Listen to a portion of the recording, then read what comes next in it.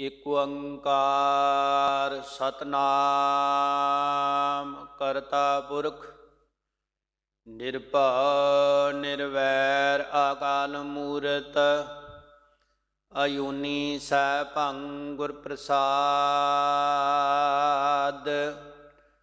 ਸ਼ਲੋਕ ਵਾਰਾਂ ਤੇ ਵਧੀਕ ਮਹਲਾ ਪਹਿਲਾ।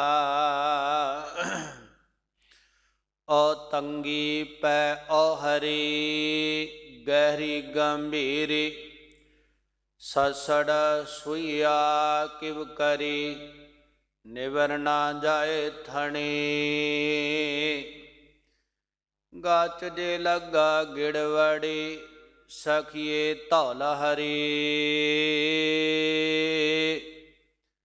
ਸੇ ਭੀ ਢਹਿੰਦੇ ਡਿਠ ਮੈਂ ਮੁੰਦ ਨਾ ਗਰਭ ਥਣੀ।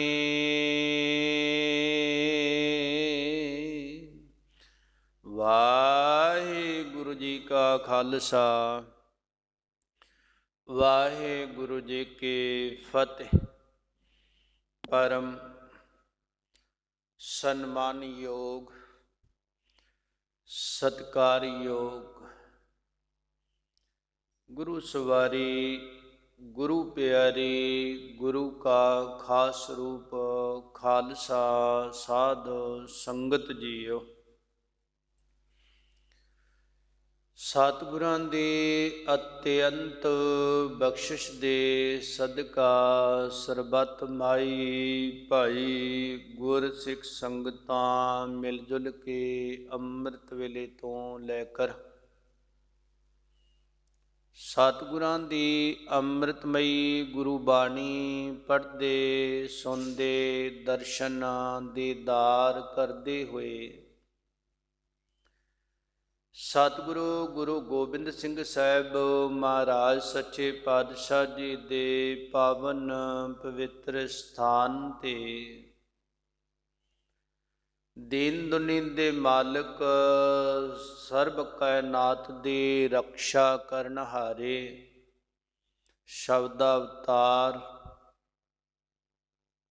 ਧੰਨ ਧੰਨ ਸਤਿਗੁਰੂ ਗ੍ਰੰਥ ਸਾਹਿਬ ਮਹਾਰਾਜ ਸੱਚੇ ਪਾਤਸ਼ਾਹ ਜੀ ਦੀ ਪਾਵਨ ਤੇ ਪਵਿੱਤਰ ਗੋਦ ਦਾ ਆਨੰਦ ਮਾਣ ਰਹੇ ਗੁਰੂ ਸਵਾਰੇ ਗੁਰੂ ਪਿਆਰੀ ਖਾਲਸਾ ਸਾਧ ਸੰਗਤ ਜੀਓ।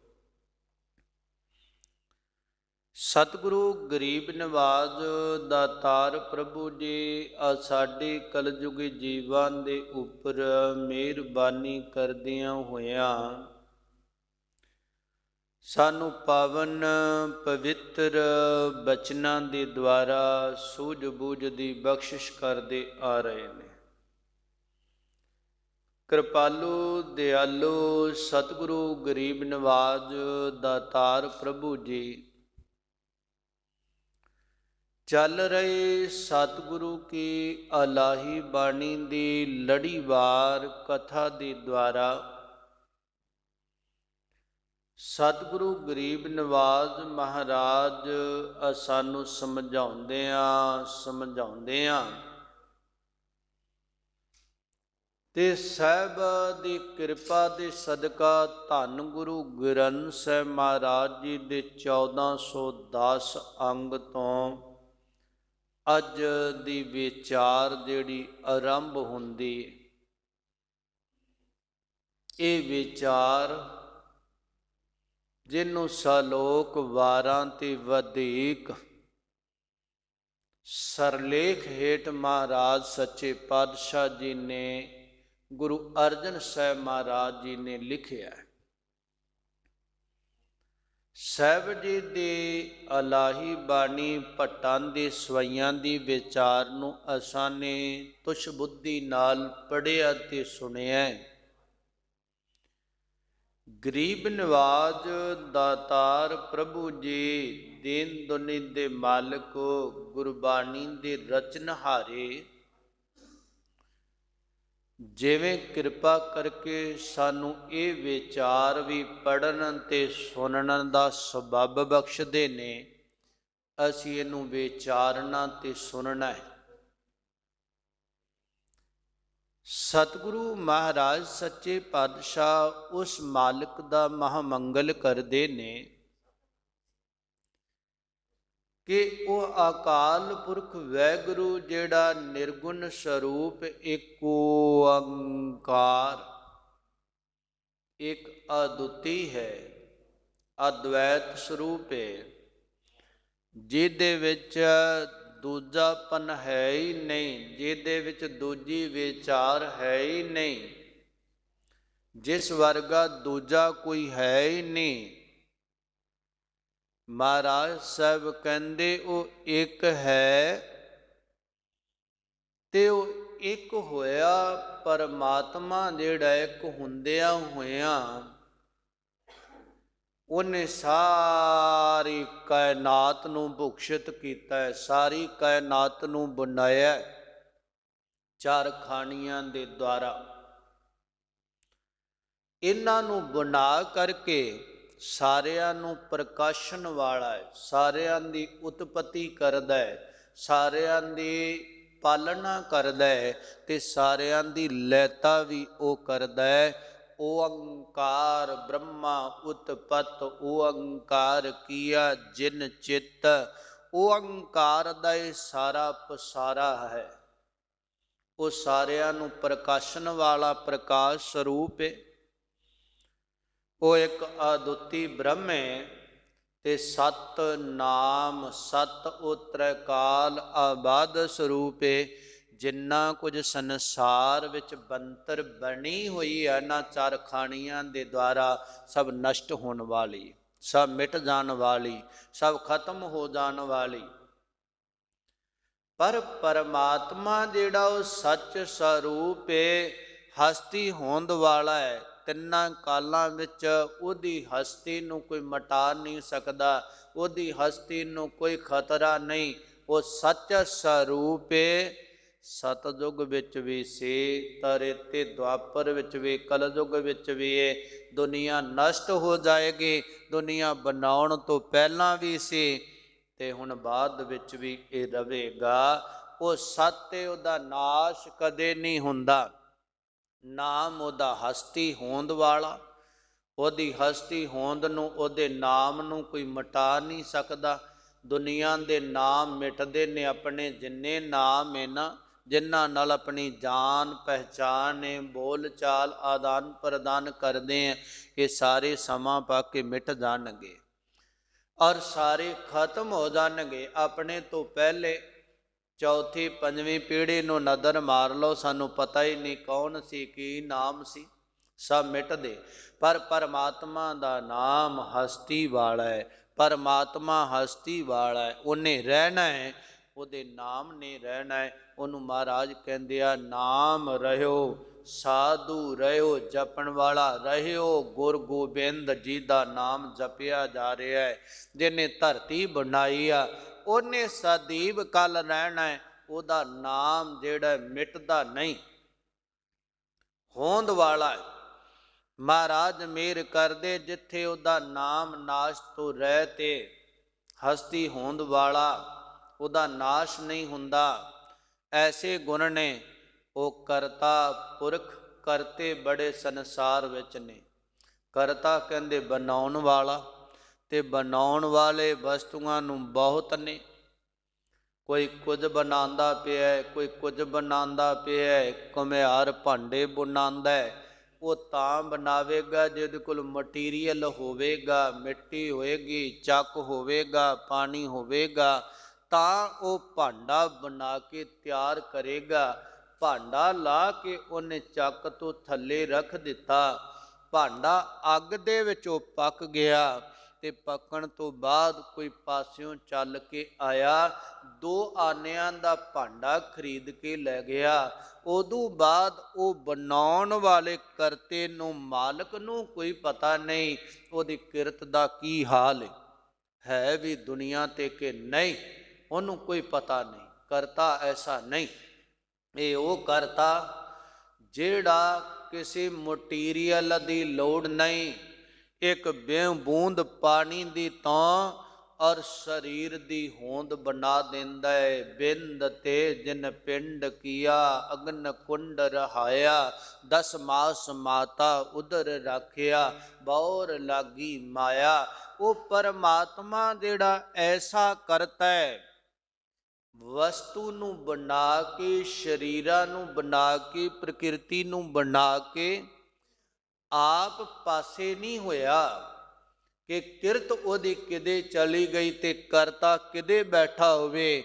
ਆਪ ਕਿਰਤ ਨੂੰ ਬਣਾ ਕੇ ਪੁਰਖ ਸਰਬ ਵਿਆਪਕ ਹੋ ਗਿਆ, ਉਹਦੇ ਅੰਦਰ ਆਪ ਬੈਠ ਗਿਆ। ਜਿੱਥੇ ਕਿਰਤ ਜਾਏਗੀ ਕਰਤਾ ਨਾਲ ਜਾਏਗਾ।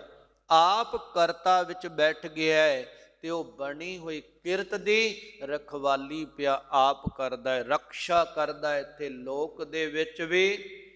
ਤੇ ਜਦ ਸੰਸਾਰ ਤੋਂ ਜੀਵ ਕੂਚ ਕਰਦਾ ਹੈ, ਉਦੋਂ ਨਰਕਾਂ ਆਦਿ ਦੇ ਦੁੱਖਾਂ ਤੋਂ ਉਸ ਜੀਵ ਨੂੰ ਬਚਾਉਣ ਵਾਲਾ ਇਹ ਸਰਬ ਵਿਆਪਕ ਕਰਤਾ, ਸੰਸਾਰ ਦੀ ਬਣਤਰ ਬਣਾਉਣ ਵਾਲਾ, ਆਪ ਨਾਲ ਆਪ ਬਣਾ ਕੇ ਭਾਂਡਿਆਂ ਨੂੰ ਉਹਨਾਂ ਦੇ ਅੰਦਰ ਬੈਠ ਜਾਂਦਾ ਹੈ, ਸਰੀਰਾਂ ਦੇ ਅੰਦਰ।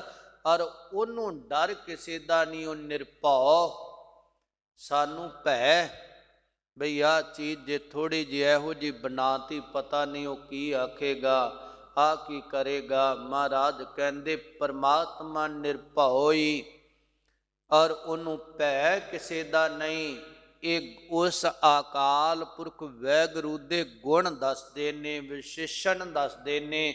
ਉਹ ਪਰਮਾਤਮਾ ਕਿਉਂ ਜਿਹਾ ਹੈ, ਉਹਨੂੰ ਡਰ ਕਿਸੇ ਦਾ ਨਹੀਂ। ਜਿਹੜਾ ਉਹਦੇ ਨਾਲ ਜੁੜਦਾ, ਉਹਨੂੰ ਜਪਦਾ ਹੈ ਨਾ, ਉਹਦੇ ਭਉ ਸਾਰੇ ਮਿਟ ਜਾਂਦੇ। ਜੇ ਪਰਮਾਤਮਾ ਨੂੰ ਮਿਲਣਾ, ਇਹ ਪਰਮਾਤਮਾ ਵਾਲੇ ਗੁਣ, ਲਿਆਕੁਤਾ, ਮਾਰਗ, ਮਾਲਕ ਚੇਤੇ ਆ ਜਾਵੇ, ਹਿਰਦੇ ਅੰਦਰ ਇਹ ਚੀਜ਼ਾਂ ਵਸ ਜਾਣ। ਨਾਮ ਪ੍ਰਭੂ ਦਾ ਇਹ ਗੁਣ ਅੰਦਰ ਵਸਣਗੇ ਤਾਂ ਇਹਨਾਂ ਗੁਣਾਂ ਦੇ ਮਾਲਕ ਨਾਲ ਮਿਲਾਪ ਹੋਵੇਗਾ।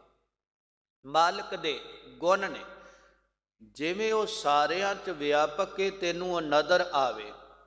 ਉਹ ਹਸਤੀ ਵਾਲਾ ਹੈ, ਤੈਨੂੰ ਪਤਾ ਲੱਗ ਜਾਏ ਤੂੰ ਮਿਟਣ ਵਾਲਾ ਹੈ। ਉਹ ਏਕੇ, ਤੂੰ ਅਨੇਕਤਾ ਦੇ ਮੰਗਰ ਦੌੜੇ ਨਾ।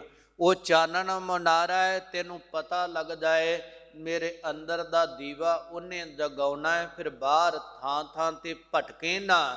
ਤੈਨੂੰ ਡਰ ਅਕਾਲ ਪੁਰਖ ਵਾਹਿਗੁਰੂ ਤੋਂ ਬਿਨਾਂ ਕਿਸੇ ਦਾ ਰਹਿ ਹੀ ਨਾ ਜਾਵੇ। ਇਹ ਤਾਂ ਹੋਵੇਗਾ ਜੇ ਉਹਨੂੰ ਜਪਿਆ, ਆਰਾਧਿਆ।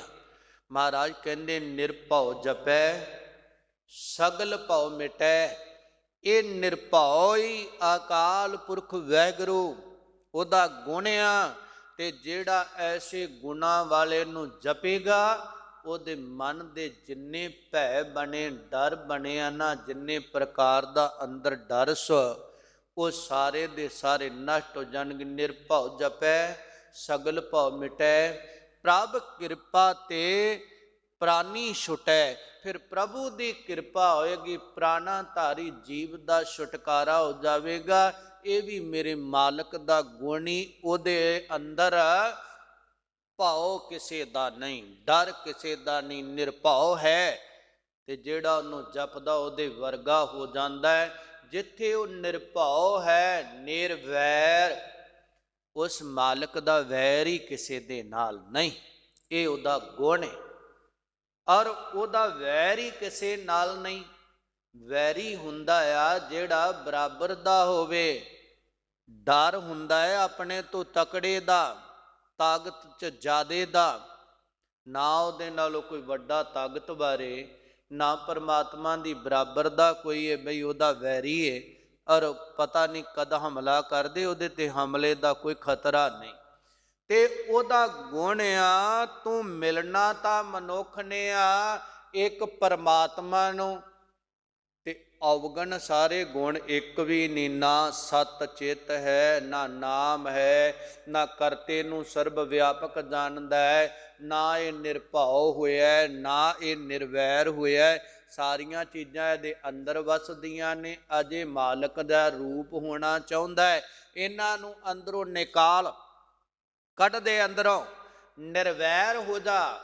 ਇਹ ਉਹਦਾ ਗੁਣ ਹੀ। ਗੁਰੂ ਕਹਿੰਦੇ ਜੇ ਮੇਰੇ ਵਰਗਾ ਹੋਣਾ ਹੀ ਤੇ ਆ ਗੁਣਾਂ ਨੂੰ ਪਨਾ ਐਸ ਮਾਰਗ ਟੁਰ, ਮੇਰਾ ਰੂਪ ਹੋ ਜਾਏਗਾ।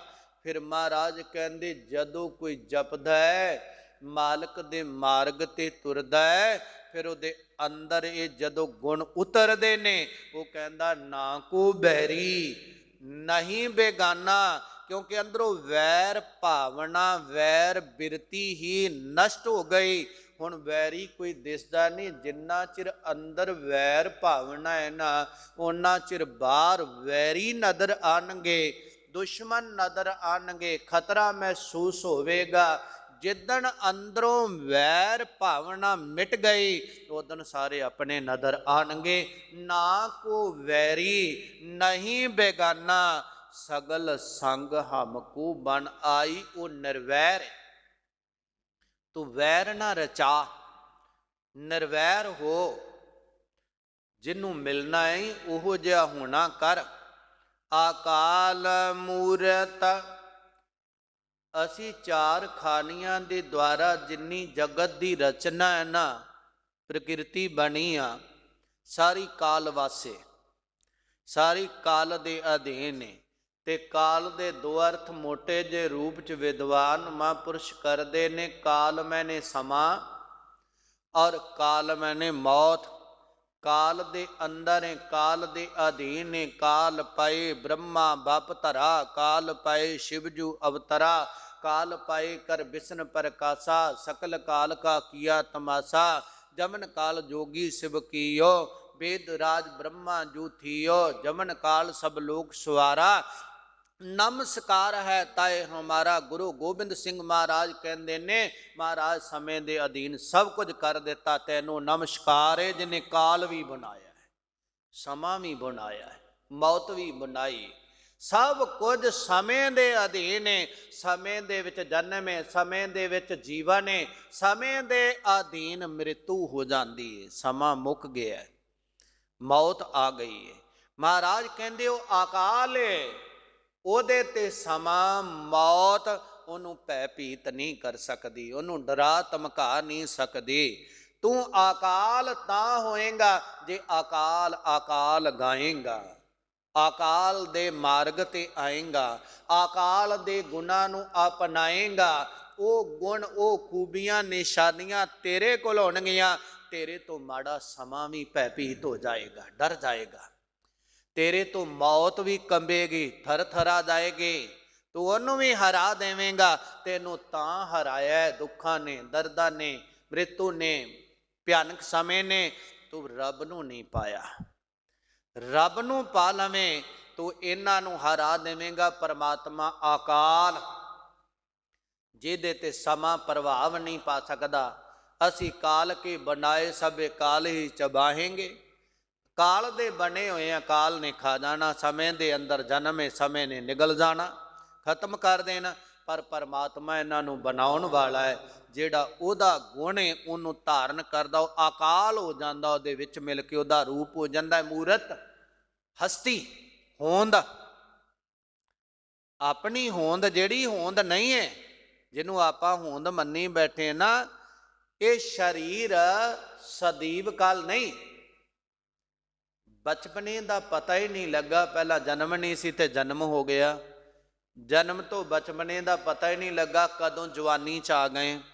ਤੇ ਜਿੰਨਾ ਮਰਜ਼ੀ ਜ਼ੋਰ ਲਵਾਈਏ, ਲਾਈ ਜਾਈਏ, ਦਵਾਈਆਂ ਖਾਈਏ, ਮੈਡੀਸਨ ਖਾਈਏ, ਹੋਰ ਔਰ ਨਿੱਕੜ ਸ਼ੁੱਕੜ ਬਹੁਤ ਕੁਝ ਖਾਈਏ, ਕਲਫਾਂ ਸ਼ਲਫਾਂ ਲਾਈਏ, ਚੰਗੀ ਬਲੀਚ ਬਲੂਚ ਕਰਾਈਏ, ਪਰ ਵਡਾਪੇ ਨੇ ਆ ਹੀ ਜਾਣਾ ਹੈ।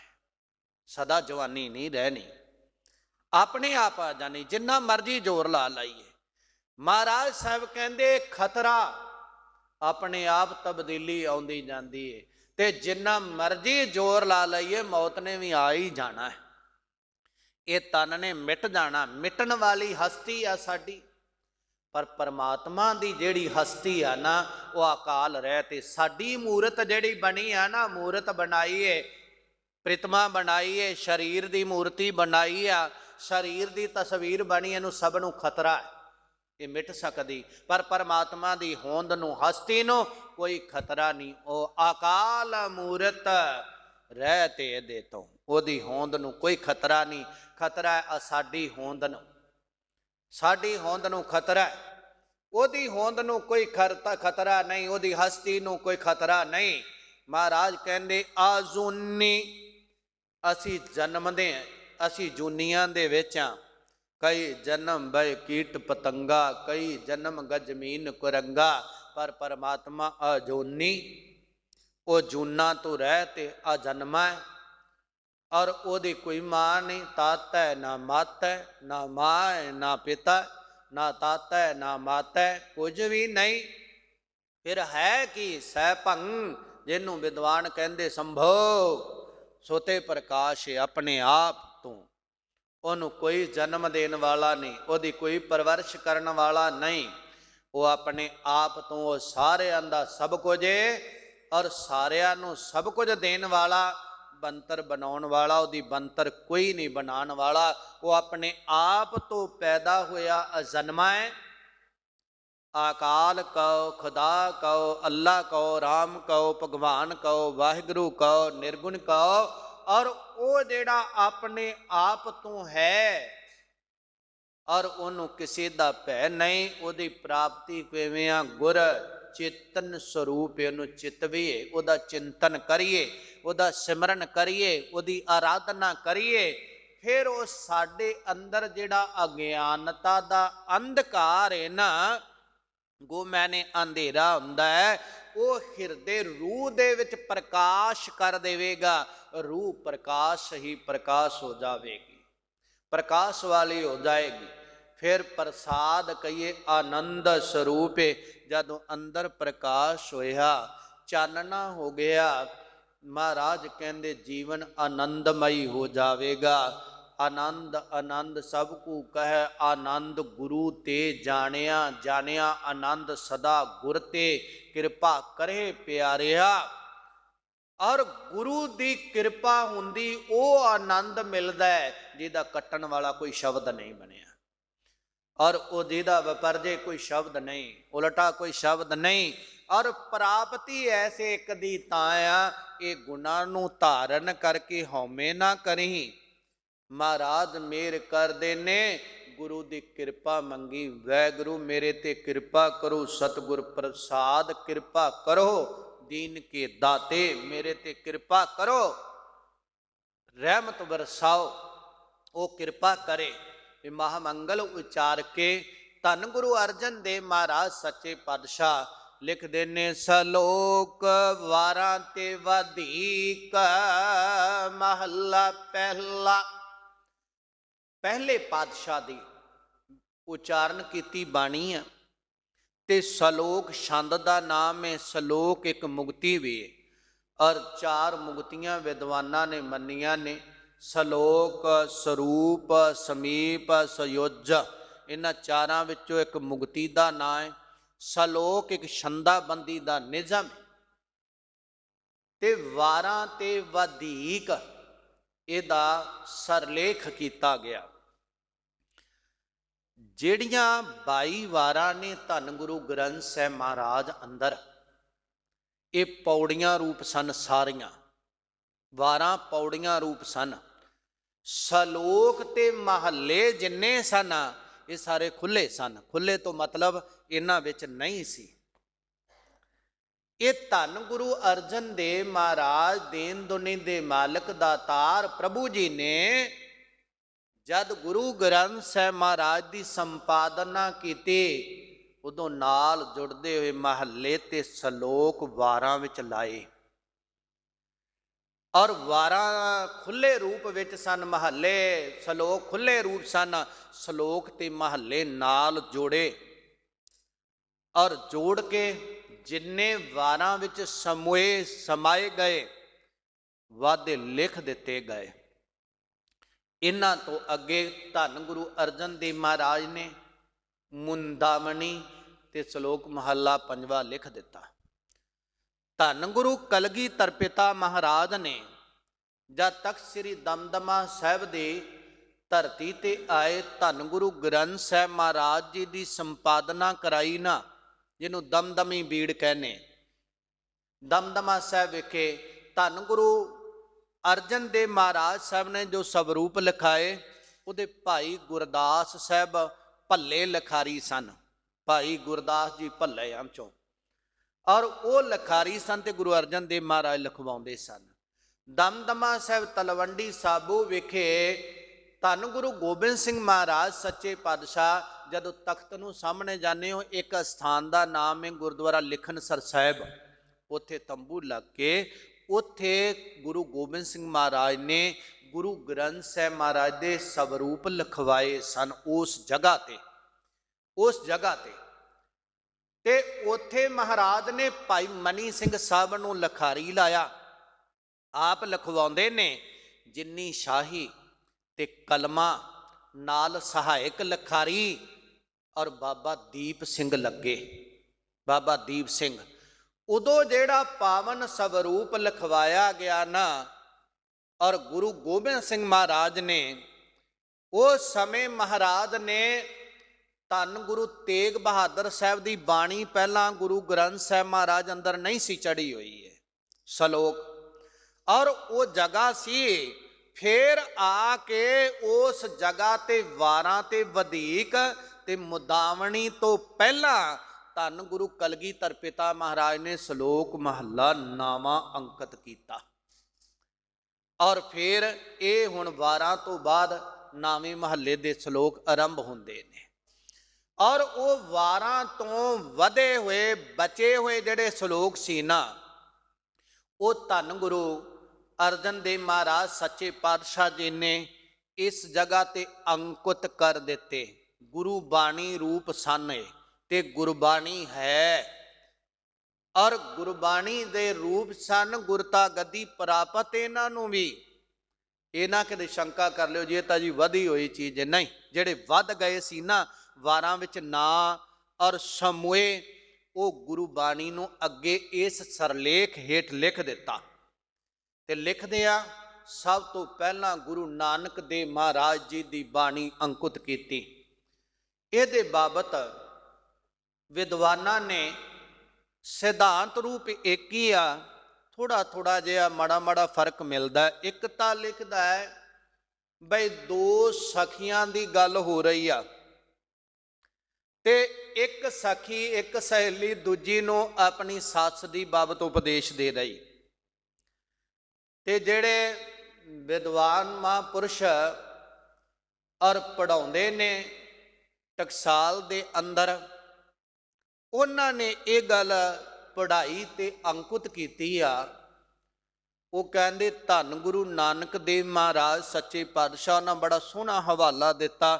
ਹੁਣ ਜੇ ਉਹਨਾਂ ਸੱਜਣਾ ਦੀ ਮੰਨ ਲਈਏ, ਕੌਣ ਸਖੀ ਤੇ ਕਿਹੜੀ ਸਖੀ ਨੂੰ ਕਿਹਨੂੰ ਕਾਰਨ ਕੀ ਬਣਿਆ, ਤੇ ਉਹਨਾਂ ਨੇ ਬੜੀ ਸੋਹਣੀ ਇੱਕ ਸਾਖੀ ਘਟਨਾ ਅੰਕਿਤ ਕੀਤੀ ਵਿਦਵਾਨਾਂ ਮਹਾਂਪੁਰਸ਼ਾਂ ਨੇ। ਉਹ ਕਹਿੰਦੇ ਗੁਰੂ ਨਾਨਕ ਦੇਵ ਮਹਾਰਾਜ ਸੰਗਲਾ ਦੀਪ ਦੇ ਅੰਦਰ ਜਦ ਦੂਜੀ ਵਾਰ ਗਏ, ਇੱਕ ਵਾਰ ਪਹਿਲਾਂ ਗਏ, ਦੂਜੀ ਵਾਰ ਗਏ ਜਦੋਂ, ਉੱਥੋਂ ਦਾ ਰਾਜਾ ਸ਼ਿਵਨਾਭ ਸੀ ਜਦੋਂ ਪਹਿਲਾਂ ਜਾ ਕੇ ਆਏ।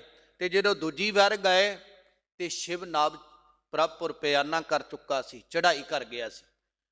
ਉਹ ਸ਼ਿਵਨਾਭ ਦੀ ਰਾਣੀ ਦਾ ਨਾਮ ਸੀਗਾ ਔਰ ਜਿਹੜੀ ਚੰਦਰ ਕਲਾ, ਤੇ ਸ਼ਿਵਨਾਭ ਦੇ ਪੁੱਤਰ ਦਾ ਨਾਂ ਸੀ ਰਾਏ ਸਿੰਘ। ਔਰ ਉਹਨੇ ਆਪਣਾ ਪੁੱਤਰ ਵਿਆਹ ਲਿਆ ਸੀ ਰਾਜੇ ਤੋਂ ਬਾਅਦ, ਰਾਜਪਾਟ ਦੀ ਮਾਲਕਨ ਹੋਣ ਕਰਕੇ। ਉਹਦੀ ਨੌਂ ਦਾ ਨਾਂ ਸੀ ਚੰਦਰਕਾਂਤਾ। ਜਦੋਂ ਦੂਜੀ ਵਾਰ ਗੁਰੂ ਨਾਨਕ ਸਾਹਿਬ ਮਹਾਰਾਜ ਗਏ ਨਾ, ਇਹ ਗੱਲ ਤੁਹਾਡੇ ਸੌਖੀ ਸਮਝਣ ਵਾਸਤੇ ਤੇ ਸਮਝਾਉਣ ਵਾਸਤੇ ਵਿਦਵਾਨਾਂ ਨੇ ਉਥਾਨਕਾ ਭੂਮਿਕਾ ਉਬਾਚਾ ਜਿਹੜੀ ਲਿਖੀ ਆ। ਔਰ ਉਹ ਜਦੋਂ ਗਏ ਤੇ ਰਾਣੀ ਨੂੰ ਪਤਾ ਲੱਗਿਆ, ਚੰਦਰਕਲਾ ਨੂੰ, ਸ਼ਿਵਨਾਭ ਦੀ ਘਰਵਾਲੀ ਨੂੰ, ਗੁਰੂ ਨਾਨਕ ਸਾਹਿਬਾਂ ਆਏ ਜਿਨ੍ਹਾਂ ਦੇ ਕਾਰਨ ਮੇਰਾ ਪਤੀ ਔਰ ਮੈਂ, ਮੇਰਾ ਰਾਜ ਭਾਗ ਸਭ ਅਸੀਂ ਸੁੱਖਾਂ ਨਾਲ ਵਸਦੇ ਹਾਂ, ਜਿਨ੍ਹਾਂ ਸਾਡੇ ਤੇ ਪਹਿਲਾਂ ਵੀ ਕਿਰਪਾ ਕੀਤੀ ਸੀ। ਉਹ ਬੇਅੰਤ ਪਦਾਰਥ ਲੈ ਕੇ ਆਈ, ਨਾਲ ਨੂੰਹ ਪੁੱਤਰ ਨੂੰ ਵੀ ਲਿਆਈ, ਹੋਰ ਨਾਲ ਜਿਹੜੀ ਸੰਗਤ ਵੀ ਆਈ। ਉਹਨੇ ਪਦਾਰਥ ਧਰ ਕੇ ਸਾਹਿਬ ਅੱਗੇ ਨਮਸਕਾਰ ਕੀਤੀ। ਤੇ ਉਹਨੇ ਚਰਨਾਂ ਤੇ ਸਿਰ ਧਰਿਆ, ਪੁੱਤਰ ਨੇ ਸੀਸ ਝੁਕਾਇਆ। ਪਰ ਨੌ ਜਿਹੜੀ ਸੀ ਨਾ, ਚੰਦਰ ਕਾਂਤਾ ਜਿਹੜੀ ਸੀ ਉਹਦੀ ਨੌ ਚੰਦਰ ਕਲਾ ਦੀ, ਔਰ ਉਹਨੇ ਸਿਰ ਨਾ ਝੁਕਾਇਆ।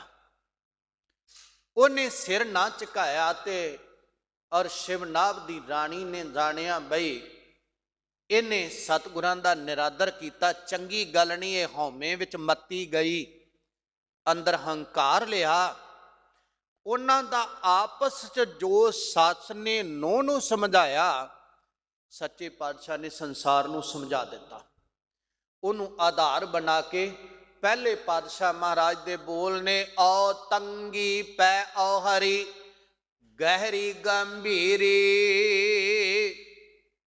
ਕਹਿਣ ਲੱਗੇ ਔ ਤੰਗੀ, ਔਰ ਜਿਹੜੀ ਬਹੁਤ ਜ਼ਿਆਦਾ ਔਰ ਉੱਚੇ ਅੰਗਾਂ ਵਾਲੀ, ਆਪਣੇ ਆਪ ਨੂੰ ਉੱਚਾ ਮਰਾਤਬਾ ਰਾਣੀ ਹੋਣ ਦੇ ਜਾਣਦੀ ਤੇ ਉਚਾਈ ਨੂੰ ਛੂਹਣ ਵਾਲੀ, ਪੈ ਔ ਹਰੀ। ਔਰ ਕਹਿਣ ਲੱਗੀ ਤੂੰ ਗੁਰੂ ਨਾਨਕ ਸਾਹਿਬ ਮਹਾਰਾਜ ਜੀ ਦੇ ਔ ਹਰੀ, ਔਰ ਉਹਨਾਂ ਦੇ ਚਰਨਾਂ ਤੇ ਪੈਰਾਂ ਤੇ ਚਰਨਾਂ ਤੇ ਕਿਉਂ ਨਹੀਂ ਨਮਸਕਾਰ ਕੀਤੀ। ਔਰ ਗਹਿਰੀ ਗੰਭੀਰੀ, ਔਰ ਤੂੰ ਆਪਣੇ ਆਪ ਨੂੰ ਉੱਚੀ ਵੱਡੀ ਜਾਣ ਕੇ, ਵੱਡੇ ਅੰਗਾਂ ਵਾਲੀ ਜਾਣ ਕੇ, ਮਰਾਤਬੇ ਵਾਲੀ ਜਾਣ ਕੇ ਕਿਉਂ ਨਾ ਨਮਸਕਾਰ ਕੀਤੀ। ਜੇ ਨਮਸਕਾਰ ਕਰਦੀਆਂ ਤੇ ਤੂੰ ਗਹਿਰੀ, ਔਰ ਉਹਨਾਂ ਦੇ ਗਹਿ ਮਾਇਨਾ ਹੁੰਦੇ ਪਕੜਨੇ ਰੀ ਹੈ, ਤੂੰ ਚਰਨ ਪਕੜ ਤੇ ਤੂੰ ਨਿਰਹਲ ਹੋ ਜਾਂਦੀ, ਰਾਜ ਨਿਰਹਲ ਹੋ ਜਾਂਦਾ, ਤੇ ਕੋਈ ਹਲਾਉਣ ਵਾਲਾ ਨਾ ਹੁੰਦਾ, ਗੰਭੀਰਤਾ ਵਾਲੀ ਹੋ ਜਾਂਦੀ, ਗਹਿਰੇਪਨ ਵਾਲੀ ਹੋ ਜਾਂਦੀ। ਇੰਨੀਆਂ ਜੜ੍ਹਾਂ ਡੂੰਘੀਆਂ ਲੱਗ ਜਾਂਦੀਆਂ, ਕੋਈ ਪੱਟਦਾ ਹੀ ਨਾ। ਔਰ ਕਹਿਣ ਲੱਗੀ ਸਸੜ ਸੋਈਆ ਕਿਵ ਕਰੀ ਨਿਵਰਨਾ ਜਾਏ ਥਣੀ। ਫਿਰ ਉਹ ਚੰਦਰ ਕਾਂਤਾ ਜਿਹੜੀ ਆਪਣੀ ਸੱਸ ਨੂੰ ਕਹਿੰਦੀ, ਸਸੜ, ਹੇ ਮੇਰੀ ਸਾਸੂ ਮਾਂ, ਹੇ ਸੱਸ, ਸੋਹੀਆ ਮੈਂ ਨਾ ਨਮਸਕਾਰ ਕਰਨਾ ਇੱਥੇ। ਔਰ ਸੋਈਆ ਕਿਵ ਕਰੀ, ਮੈਂ ਕਿਵੇਂ ਨਮਸਕਾਰ ਕਰਦੀ, ਕਿਉਂ? ਨਿਵਰਨਾ ਜਾਏ ਥਾਣੀ, ਔਰ ਮੈਂ ਬੱਚੇ ਦੀ ਮਾਂ ਬਣਨ ਵਾਲੀ ਆ, ਮੇਰਾ ਸਰੀਰ ਦੀ ਹਾਲਤ ਕੁਝ ਇਹੋ ਜਿਹੀ ਹੈ ਜਿਹਦੇ ਕਰਕੇ ਨਮਸਕਾਰ ਨਹੀਂ ਮੈਂ ਕੀਤੀ, ਕਿਵੇਂ ਕਰਦੀ? ਤੇ ਜਿਹੜੀ ਸੱਸ ਸੀ ਉਹਨੂੰ ਪਤਾ ਸੀ ਹਉਮੈ ਵਿੱਚ ਮੱਤੀ ਹੈ, ਇਸ ਕਰਕੇ ਨਹੀਂ ਕਰ ਰਹੀ, ਇਹ ਸਰੀਰ ਦੀ ਕੁਝ ਐਸੀ ਹਾਲਤ ਹੋਣ ਕਰਕੇ ਨਹੀਂ ਨਮਸਕਾਰ ਕਰਦੀ, ਇਹ ਤਾਂ ਹਉਮੈ ਵਿੱਚ ਮੱਤੀ ਗਈ ਆ, ਇਹ ਉਸ ਕਰਕੇ ਨਹੀਂ ਕਰਦੀ। ਫਿਰ ਕਹਿੰਦੇ ਗੱਚ ਜੇ ਲੱਗਾ ਗਿੜਵਾੜੀ ਸਖੀਏ ਧੌਲਾ ਹਰੀ। ਅੱਗੋਂ ਫਿਰ ਉਸ ਸੱਸ ਨੇ ਕਿਹਾ, ਕਹਿ ਲੱਗੀ ਦੇਖ ਚੂਨੇ ਗੱਚ ਹੋਏ ਵੱਡੇ ਵੱਡੇ ਜਿਹੜੇ ਅਟਾਰੀਆਂ ਨੇ, ਮਹੱਲ ਨੇ, ਧੌਲਾ ਹਰੀ ਵੱਡੇ ਵੱਡੇ ਮੰਦਰ ਬਣੇ ਨੇ, ਔਰ ਬਹੁਤ ਉਹਨਾਂ ਦੀਆਂ ਕੰਧਾਂ ਉੱਚੀਆਂ ਤੇ ਬੁਲੰਦੀਆਂ ਅਟਾਰੀਆਂ ਨੇ। ਕਹਿ ਲੱਗੀ ਸਖੀਏ, ਹੇ ਸਹੇਲੀ ਰੂਪ ਨੂੰ ਰਾਣੀਏ, ਧੌਲਾ ਹਰੀ, ਉਹ ਵੱਡੇ ਵੱਡੇ ਧੌਲਰ ਜਿਹੜੇ ਨੇ ਆਪਣੇ ਆਪ ਨੂੰ ਉੱਚੇ ਸਨ, ਪਰ ਗੱਚ ਜੇ ਲੱਗਾ ਗਿੜਵੜੀ, ਜਿਹੜਾ ਕਹਿਣ ਲੱਗੇ ਚੂਨੇ ਗੱਚ ਮੰਦਰ ਬਣੇ, ਵੱਡੇ ਵੱਡੇ ਮੱਕੇ ਕਾਬੇ ਬਣੇ, ਜਿਹਦੇ ਚਰਨਾਂ ਤੇ ਝੁਕਣ ਤੋਂ ਤੂੰ ਨਿਕਾਰ ਪਈ ਕਰਦੀਆਂ ਨਾ, ਇਹ ਗੁਰੂ ਨਾਨਕ ਸਾਹਿਬ ਦੇ ਚਰਨਾਂ ਤੇ ਉਹ ਝੁਕੇ। ਕਾਬਾ ਮੱਕਾ ਰਹਿੰਦੇ ਵੱਡੇ ਵੱਡੇ ਪੁਜਾਰੀ ਲੋਕ ਵੀ ਆ ਕੇ ਝੁਕੇ, ਤੂੰ ਕਿਉਂ ਨਹੀਂ ਝੁਕਦੀ ਪਈ? ਕੁਝ ਪਾ ਲਵੇਂਗੀ, ਤੂੰ ਤਾਂ ਉਚਾਈ ਆਪਣੇ ਆਪ ਨੂੰ ਉੱਚਾ ਸਮਝਦੀ ਆ, ਤੇ ਉੱਚਾ ਉਹ ਜਿਹੜਾ ਚਰਨਾਂ ਤੇ ਝੁਕ ਜਾਵੇ, ਜਿਹੜਾ ਝੁਕੇ ਨਾ ਟੁੱਟ ਜਾਂਦਾ ਈ, ਔਰ ਤੂੰ ਕਿਉਂ ਨਹੀਂ ਝੁਕਦੀ? ਸੇ ਭੀ ਢੈਂਦੇ ਡਿਠ ਮੈਂ ਮੁੰਧਨਾ ਗਰਭ ਥਾਣੀ। ਕਹਿ ਲੱਗੀ ਸੇ ਉਹ ਵੱਡੀਆਂ ਵੱਡੀਆਂ ਅਟਾਰੀਆਂ ਤੇ ਮਹੱਲ। ਸੱਸ ਕਹਿਣ ਲੱਗੀ ਹੇ ਨੌ ਰਾਣੀਏ, ਉਹ ਵੀ ਮੈਂ ਢੈਂਦੇ ਡਿੱਠ ਮੈਂ ਉਹ ਡਿੱਗਦੇ ਹੋਏ ਮਹੱਲ ਦੇਖੇ, ਵੱਡੇ ਵੱਡੇ ਬੁਲੰਦੀਆਂ ਨੂੰ ਛੂਹਣ ਵਾਲੇ, ਜਿਹੜੇ ਝੁਕੇ ਨਹੀਂ, ਝੁਕਣਾ ਨਹੀਂ ਜਾਣਦੇ ਸਨ, ਉਹ ਬਰਬਾਦ ਹੋ ਗਏ। ਹੇ ਮੁਗਧ ਮੰਤਰ ਹੋਈ, ਆਪਣੀ ਜਵਾਨੀ ਦੇ ਨਸ਼ੇ ਵਿੱਚ, ਹੰਕਾਰ ਵਿੱਚ ਮੱਤੀ ਹੋਈ, ਔਰ ਤੂੰ ਐਸਾ ਕਿਉਂ ਕਰਦੀ ਆ ਕਿ ਖਤਮ ਹੋ ਜਾਣ ਵਾਲੀਆਂ ਗੱਲਾਂ ਤੂੰ ਉਸ ਪਰਮਾਤਮਾ ਦੇ ਚਰਨਾਂ ਤੇ ਝੁਕ ਤੇਰੇ ਸਰੀਰ ਦੀ ਬਨਾਵਟ ਅਵਸਥਾ ਹੋਣ ਕਰਕੇ ਨਹੀਂ, ਤੂੰ ਹਉਮੈ ਕਰਕੇ ਨਹੀਂ ਝੁਕ ਰਹੀ। ਮਹਾਰਾਜ ਸਾਹਿਬ ਕਹਿੰਦੇ ਔ ਤੰਗੀ ਪੈ ਔ ਹਰੀ, ਔਰ ਬੜੀਆਂ ਉੱਚੀਆਂ ਉਟਾਰੀਆਂ ਤੇ ਉੱਚੀਆਂ ਬੁਲੰਦੀਆਂ ਨੂੰ ਸ਼ੋਭੇ ਸੁਰਤ। ਉਹ ਉੱਚਾ ਹੈ ਅਕਾਲ ਪੁਰਖ ਵਾਹਿਗੁਰੂ, ਉਹਦੇ ਨਾਲ ਜੁੜ। ਗਹਿਰੀ ਗੰਭੀਰੀ ਬੜਾ ਗਹਿ ਗਹਿ ਮੈਨਾ ਪਕੜ, ਸੁਰਤ ਦੇ ਨਾਲ ਸ਼ਬਦ ਨੂੰ ਪਕੜ ਤੇ ਗੰਭੀਰਤਾ ਵਾਲਾ ਹੋ ਜਾਏਗਾ, ਗਹਿਰਾਈਆਂ ਨੂੰ ਛੂਵੇਂਗਾ, ਨਿਰਹਲ ਹੋ ਜਾਵੇਂਗਾ। ਜਿਹੜਾ ਇੱਧਰ ਉੱਧਰ ਭਟਕਦਾ ਫਿਰਦਾ ਹੈ ਨਾ, ਕਦੇ ਭਟਕੇਗਾ ਨਹੀਂ। ਔਰ ਸਸੜ ਸੁਈਆ ਕਿਵ ਕਰੀ, ਔਰ ਜਿਹੜੇ ਰੱਬ ਦੇ ਪਿਆਰੇ ਔਰ ਉਪਦੇਸ਼ ਕਰਤਾ ਜਾਂ ਗੁਰੂ ਸਾਹਿਬ ਕਹਿ ਲੱਗੇ ਕਿਵ ਕਰੀ ਨਿਵੜਨਾ ਜਾਏ ਥਣੀ, ਤੂੰ ਉਹਨਾਂ ਨੂੰ ਰੱਬ ਦੇ ਮਾਰਗ ਦੇ ਮੁਤਲਾਸ਼ੀਆਂ ਨੂੰ, ਦੱਸਣਹਾਰਿਆਂ ਨੂੰ, ਭਲਾ ਕਰਨ ਵਾਲਿਆਂ ਨੂੰ ਕਿਉਂ ਨਾ ਨਮਸਕਾਰ ਕੀਤੀ। ਅੰਦਰ ਤੇਰੀ ਹਉਮੈ ਪਦਾਰਥਾਂ ਦੇ ਔਰ ਹਉਮੈ ਆ ਗਈ, ਇਹਨਾਂ ਦੇ ਪੱਲੇ ਕੁਝ ਨਹੀਂ, ਮੇਰੇ ਪੱਲੇ ਸਭ ਕੁਝ ਹੈ। ਗੱਚ ਜੇ ਲੱਗਾ ਗਿੜਬੜੀ ਸਖੀਏ ਧੌਲ ਹਰੀ, ਵੱਡੇ ਵੱਡੇ ਧੌਲਰ ਮੰਦਰ ਬਣਾਏ, ਵੱਡੀਆਂ ਵੱਡੀਆਂ ਦੀਵਾਰਾਂ ਚੂਨੇ ਗੱਚ ਬਣਾਈਆਂ ਗਈਆਂ। ਸੇਪੀਏ ਢੈਂਦੇ ਡਿੱਠ ਮੈਂ ਉਹ ਵੱਡੇ ਵੱਡੇ ਮਨਾਰ ਡਿੱਗਦੇ ਹੋਏ ਦੇਖੇ, ਜਿਹੜੇ ਝੁਕੇ ਨਹੀਂ, ਜਿਹੜੇ ਗੁਰੂ ਨੂੰ ਪ੍ਰਵਾਨਿਤ ਨਹੀਂ ਹੋਏ। ਉਹ ਵੱਡੇ ਵੱਡੇ ਕਿਲਿਆਂ ਦਾ ਨਾਮੋ ਨਿਸ਼ਾਨ ਮਿਟ ਗਿਆ, ਜਿਹੜੇ ਗੁਰੂ ਤੋਂ ਦੂਰ ਰਹਿ ਗਏ, ਜਿਹੜੇ ਨਿਗੂਣੀਆਂ ਦੀਆਂ ਜਗ੍ਹਾ ਤੇ ਗੁਰੂ ਦੀ ਕਿਰਪਾ ਹੋ ਗਈ, ਉਹ ਜਗ੍ਹਾਵਾਂ ਪੂਜਨੀਕ ਬਣ ਗਈਆਂ। ਉੱਥੇ ਲੋਕ ਝੁਕਦੇ, ਉਹ ਇਤਿਹਾਸ ਦੇ ਪੰਨਿਆਂ ਤੇ ਆ ਗਈਆਂ। ਤੇ ਜਿਹੜੇ ਵੱਡੇ ਵੱਡੇ ਹਕੂਮਤਾਂ ਦੇ ਕਿਲੇ ਸਨ, ਉਹਨਾਂ ਨੂੰ ਪੁੱਛਦਾ ਕੋਈ ਨਹੀਂ। ਔਰ ਕਹਿਣ ਲੱਗੇ ਸੇ ਭੀ ਢੰਦੇ ਡਿੱਠ ਮੈਂ ਮੁੰਦ ਨਾ ਗਰਭ ਥਣੀ, ਤੂੰ ਪਦਾਰਥਾਂ ਦਾ ਹੰਕਾਰ ਨਾ ਕਰ ਔਰ ਐਸਾ ਉੱਚਾ ਹੋਣ ਦੀ ਸੋਚਣਾ, ਪਰਮਾਤਮਾ ਨਾਲ ਜੁੜ। ਤੇ ਅੱਗੋਂ ਫਿਰ ਉਹਨਾਂ ਕਿਹਾ, ਕਹਿੰਦੇ ਸੁਣ ਮੁੰਦੇ ਹਰ ਨਾਖੀਏ ਗੂੜਾ ਵੈਣ ਆਪਾਰ। ਕਹਿਣ ਲੱਗੇ ਹੀ ਮੁੰਦੇ ਔਰ ਮੁਗਧ ਮੰਤਰ ਹੋਈਏ, ਜਿਹਦੇ ਨੇਤਰਾਂ ਦੀ ਬੜੀ ਸੁੰਦਰ ਛਵੀ, ਹਰਨ ਦੀਆਂ ਅੱਖਾਂ ਵਰਗੇ ਨੇਤਰ ਨੇ। ਕਹਿ ਲੱਗੇ ਗੂੜਾ ਵੈਣ ਅਪਾਰ, ਗੂੜਾ ਗੁਪਤ, ਜਿਹੜਾ ਤੇਰੇ ਅੰਦਰ ਗੁਪਤਗੂ ਹੈ, ਵੈਣ ਅਪਾਰ। ਤੂੰ ਬਚਨ ਉਚਾਰ ਬੋਲ ਪਰਮਾਤਮਾ ਦੇ, ਔਰ ਉਸਤਤ ਅੰਦਰ ਇਹ ਅਪਾਰ ਪਾਰਾਵਾਰ ਤੋਂ ਪਰੇ ਪਰਮਾਤਮਾ ਹੀ। ਇਹਨਾਂ ਦਾ ਇੱਕ ਬੋਲ ਵੀ ਜਿਹੜਾ ਤਾਰ ਦਿੰਦਾ ਈ ਤੇ ਇੱਕ ਬੋਲ ਵੀ ਖਾਤਮਾ ਕਰ ਦਿੰਦਾ ਈ।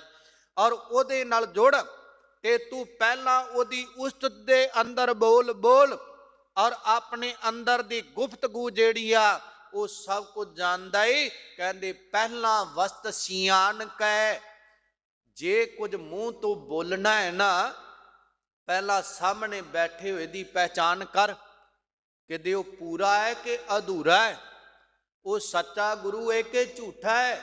ਝੂਠਾ ਤੇਰਾ ਕੁਝ ਵਿਗਾੜ ਨਹੀਂ ਹੋ ਸਕਦਾ। ਜੇ ਕਿਤੇ ਸੱਚੇ ਫਕੀਰ ਨੂੰ, ਸੱਚੇ ਗੁਰੂ ਦੀ ਖਿਦਮਤ ਅੰਦਰ ਅਜ਼ਾਈ ਬੋਲ ਦਿੱਤਾ, ਠੱਠਾ ਬੋਲ ਦਿੱਤਾ, ਕਿਤੇ ਉਹਦੀ ਤੌਹੀਨ ਵਿੱਚ ਕੁਝ ਬੋਲ ਦਿੱਤਾ, ਯਾਦ ਰੱਖ ਤੇਰਾ ਸਭ ਕੁਝ ਨਸ਼ਟ ਹੋ ਜਾਏਗਾ ਹੀ। ਔਰ ਪਹਿਲਾਂ ਵਸਤ ਸਿਆਣ ਕੇ ਪਹਿਚਾਨ ਕਰਕੇ ਤਾਂ ਕੀਜੈ ਵਪਾਰ, ਤਾਂ ਗੱਲ ਕਰਨ ਦਾ ਹੀਆ ਕਰੀ। ਪਹਿਲਾਂ ਉਹਦੀ ਜਾਣ ਪਹਿਚਾਨ ਕਰਕੇ ਵਸਤੂ ਨਾ ਫਿਰ ਖਰੀਦਦਾਰ ਬਣੀ, ਕਿਉਂਕਿ ਪਹਿਲਾਂ ਵਸਤ ਸਿਆਣ ਕੇ ਪਹਿਲਾਂ ਪਹਿਚਾਨ ਕਰ ਲਵੀਂ ਕਿ ਜੋ ਕੁਝ ਮੈਨੂੰ ਮਿਲ ਰਿਹਾ ਮੇਰੇ ਫਾਇਦਾ ਕੁਨ ਹੈ ਕਿ ਔਰ ਮੇਰੇ ਘਾਟੇ ਕੁਨ ਗੱਲ ਹੈ। ਮਹਾਰਾਜ ਕਹਿੰਦੇ ਤਨ ਮਨ ਦੀਜੈ ਸੱਜਣਾ, ਔਰ ਉਹ ਸੱਜਣ ਸੱਚੇ ਸਤਿਗੁਰੂ ਨੂੰ ਸਭ ਕੁਝ ਸੌਂਪ ਫਿਰ ਵਪਾਰ ਕਰ। ਦੋਹੀ ਦਿਚੈ ਦੁਰਜਨਾ, ਦੋਹੀ ਦਾ ਅਰਥ ਹੁੰਦਾ ਹੈ ਦੁਹਾਈ, ਤੇ ਦੁਹਾਈ ਦਾ ਦੂਜਾ ਅਰਥ ਵਿਦਵਾਨ ਮਹਾਂਪੁਰਸ਼ ਕਰਦੇ ਸਹੁੰ। ਕਹਿ ਲੱਗੇ ਜਿਹੜੇ ਦੁਰਜਨ ਨੇ ਨਾ, ਵੈਰੀ ਔਰ ਮਾੜੀ ਸਮਝ, ਮਾੜੀ ਵਿਚਾਰ, ਮਾੜੀ ਕੁਸੰਗਤ, ਮਾੜਾ ਹੰਕਾਰ, ਕਹਿੰਦੇ ਇਧਰੋਂ ਦੁਹਾਈ ਪੱਟ ਔਰ ਦੁਹਾਈ ਦੇ ਕਿ ਮੈਂ ਇਸ ਪਾਸੇ ਨੂੰ ਨਹੀਂ ਤੁਰਨਾ, ਮੈਂ ਇਹ ਕੁਝ ਨਹੀਂ ਕਰਨਾ, ਇਸ ਪਾਸੇ ਨੂੰ ਇਹੋ ਜਿਹੀ ਕੁਸੰਗਤ 'ਚ ਨਹੀਂ ਬੈਠਣਾ। ਇਹ ਸਹੁੰ ਖਾ, ਇਹ ਦੋਹੀ ਦਿਚੈ ਦੁਰਜਨਾ, ਇਹਦੇ ਤੋਂ ਦੁਹਾਈ ਪਾ, ਦੁਰਜਨਾ ਦਾ ਸੰਗ ਨਾ ਕਰ। ਤੇ ਫਿਰ ਮਿੱਤਰਾਂ ਕੂ ਜੈਕਾਰ। ਫਿਰ ਮਿੱਤਰ ਕਿਹੜੇ ਨੇ? ਜਿਹੜੇ ਰੱਬ ਦੇ ਪਿਆਰੇ, ਜਿਹਨੂੰ ਮਹਾਰਾਜ ਕਹਿੰਦੇ ਨੇ ਨਾਨਕ ਕਚੜਿਆਂ ਚੋਂ ਤੋੜ, ਢੂੰਡ ਸੱਜਣ ਸੰਤ ਪੱਕਿਆ, ਓਏ ਜੀਵਨ ਦੇ ਵਿਛੜੇ, ਓਏ ਮੋਇਆ ਨਾ ਜਾਈ ਛੋੜ, ਉਹ ਮਿੱਤਰੀ ਜਿਹੜੇ ਤੇਰੇ ਨਾਲ ਨਿਭ ਜਾਣਗੇ ਔਰ ਉਹਨਾਂ ਨੂੰ ਲੱਭ ਤੇ ਫਿਰ ਤੇਰੀ ਜੈ ਜੈਕਾਰ ਹੋਏਗੀ। ਦੁਹਾਈ ਦੇ ਜਿਤ ਦੋਹੀ ਸੱਜਣ ਮਿਲਣਾ। ਔਰ ਪਹਿਲਾਂ ਤਾਂ ਦੁਹਾਈ ਦੇ ਕਿ ਦੁਰਜਨਾਂ ਤੋਂ ਦੂਰੀ ਬਣਾ, ਵੈਰੀਆਂ ਤੋਂ। ਫੇਰ ਦੁਹਾਈ ਦੇ ਰੌਲਾ ਪਾ ਉੱਚੀ ਉੱਚੀ ਕਿ ਤੈਨੂੰ ਤੇਰੇ ਸੱਜਣ ਮਿਲ ਜਾਣ, ਪਿਆਰੇ ਮਿਲ ਜਾਣ, ਮਿਲਾਉਣ ਵਾਲੇ ਮਿਲ ਜਾਣ, ਮਾਲਕ ਮਿਲ ਜਾਵੇ।